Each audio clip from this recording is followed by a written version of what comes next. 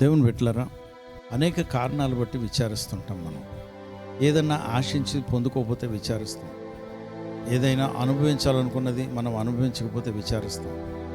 ఏమైనా ఆశించిన ఉద్యోగం మనకు రాలేదనుకోండి, బాధపడతాం. శాలరీ ఇంక్రీజ్ అవ్వలేదు, బాధపడతాం. ఎవరో ఏదో మాట సెలవిస్తానన్నారు, వారి మాట సెలవేయలేదు, బాధపడతాం. పోయిన సంవత్సరం నీతో ఉన్నవారు ఈ సంవత్సరం నీతో లేరు, గతించిపోయారు, కనుక బాధపడతాం. ఇలాంటి కారణాలు ఏది కారణమైనా విచారిస్తుంటాం. అనేక సంవత్సరాలు, అనేక గంటలు, అనేక దశాబ్దాలు కూడా విచారిస్తుంటాం. కానీ విచారించడం నీ వంతు అయితే, దేవుడు ఆయన వంతు చెప్తున్నారు. ఏమంటారంటే, నీ విచారమును తీసివేసి, బైబిల్లో ఉన్న మాట అండి, నీ విచారమును తీసివేసి నీకు ఆనందమును కలుగు చేసేదను. ఇర్మియా 31:13. ఇర్మియా గ్రంథం 31వ అధ్యాయం 13వ వచనంలో, నీ విచారమును తీసివేసి నీకు ఆనందమును కలుగు చేసేదను. నీ యవనస్తురాళ్ళు, నీ యవనులు, వృద్ధులు, వారందరూ కూడా నాట్యమాడి సంతోషించెదరు. నాట్యమాడి సంతోషించెదరు. నువ్వు ఎప్పుడైనా సంతోషించేటప్పుడు నాట్యం ఆడతావా? ఆహాహా నవ్వుతావు కానీ నాట్యం ఆడవు. కానీ దేవుడు చెప్తున్నారు, యూదులకుండే ఒక ఇమోషనల్ స్టేట్ ఏంటంటే, వారు బాగా సంతోషిస్తే డాన్సులు వేస్తారు.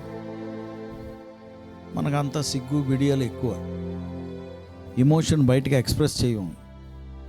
చాలామంది నాకు తెలిసిన వాళ్ళు ప్రేమను ఎక్స్ప్రెస్ చేయటం రాదు వారికి. ప్రేమను ఎక్స్ప్రెస్ చేయటం రాకపోవడం ఏంటండి? నాకు అర్థం కాలేదు. Are you not an emotional being? భావోద్రేకాలు కలిగినటువంటి వ్యక్తివి కాదా? యేసు ప్రభు వారు ఆనందించలేదా?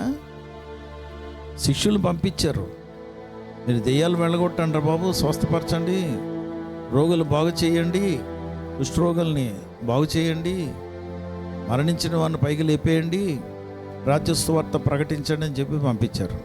దెయ్యాలు వెళ్ళగొట్టండి అని చెప్పి, రాజ్య సువార్త ప్రకటించండి అని చెప్పి పంపిస్తే, వాళ్ళు దెయ్యాలు కూడా పోయాయి ప్రభా మీ నామమునని చెప్పి వాళ్ళు వచ్చి చెప్తుంటే ఆయన ఆనందించారట. ఆయనకన్నా ఆయన ఆనందిస్తాడు, కానీ ఆయన బిడ్డలు అయినటువంటి నీకు ఆనందం ఉండదు. దేవుని బిడ్డలారా, ఆనందముతో వారు నాట్యమాడెదరు. ఎప్పుడు విచారం తీసి ఆనందాన్ని ఇస్తానంటున్నాడు. దేవుడు ఆనందం కలుగు చేసినప్పుడు తప్పకుండా ఆయన నువ్వు నాట్యమాడే పరిస్థితులు నీకు కలుగు చేస్తారు. ఓ మారు నా పరిచర్యలో ఒక యవనస్తుడు సూసైడ్ చేసుకున్నాడు. అప్పుడు ఆయన హాస్పిటల్ తీసుకెళ్లారు.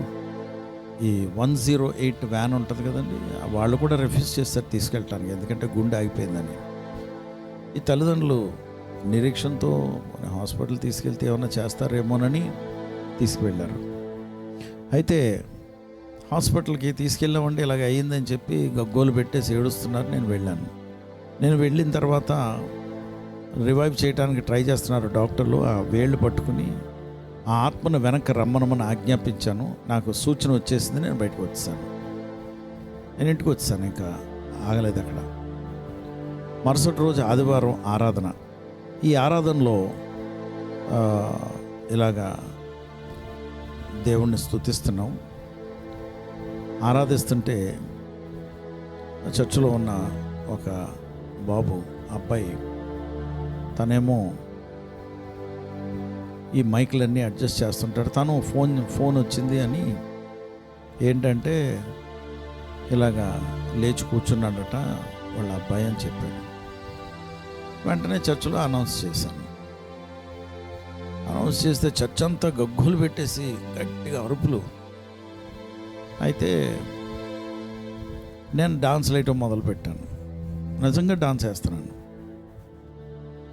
ఈ అబ్బాయి మళ్ళీ పరుగున వచ్చాడు నా దగ్గరికి. వచ్చి నా చెవిలో చెప్తున్నాడు, కాదట నేను తప్పు విన్నాను, నేను ఇంకా ఏమీ జరగలేదట, వెంటిలేటర్ మీదే ఉన్నాడట, అది చెప్పమన్నారు. వాళ్ళ నాన్నగారు మళ్ళీ ఫోన్ చేశారు, వీడియో చూసారట ఇప్పుడు అని చెప్పాడు. నేను అనౌన్స్ చేశాను, నేను డాన్స్ వేసాను, కనుక ప్రకటించిన మాట నెరవేరుతుంది, నేను వెనక్కి తీసుకోనని చెప్పి నేను ప్రకటించలేదు, ఇంకా చెప్పలేదండి. I refuse to go ahead or refuse to make a contrary announcement. దానికి వ్యతిరేకంగా అనౌన్స్మెంట్ ఇంక చేయదలుచుకోలేదు, వదిలేశాను. నేనేం చెప్పలేదు. వీళ్ళందరూ హాస్పిటల్కి వెళ్ళిన వాళ్ళు వెళ్ళారు, వీడేంటి ఎలా చెప్పాడు అనుకున్నారేమో, నాకు తెలీదు, నాకు అనవసరం. ఇంకొక రోజు పట్టింది. ఆయన చనిపోయి, బాబు చనిపోయి మూడో రోజు లేచి కూర్చున్నాడండి. ఈరోజు బ్రతుకున్నాడు, ఏ కాంప్లికేషన్ లేదు. అయితే ఎందుకు ఈ విషయం చెప్తున్నానంటే, దేవుని మాట ఆనందంతో ఆయన నింపాడు అంటే తప్పకుండా ఆ ఆనందము శాశ్వతము.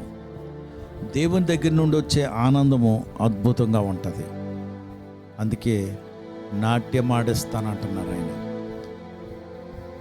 నీకు కార్యం చేసి నీ పాదాల్లో నాట్యం పుట్టించును గాక. పరిశుద్ధుడ ప్రభా, నీకు వందనాలు, స్తోత్రాలు.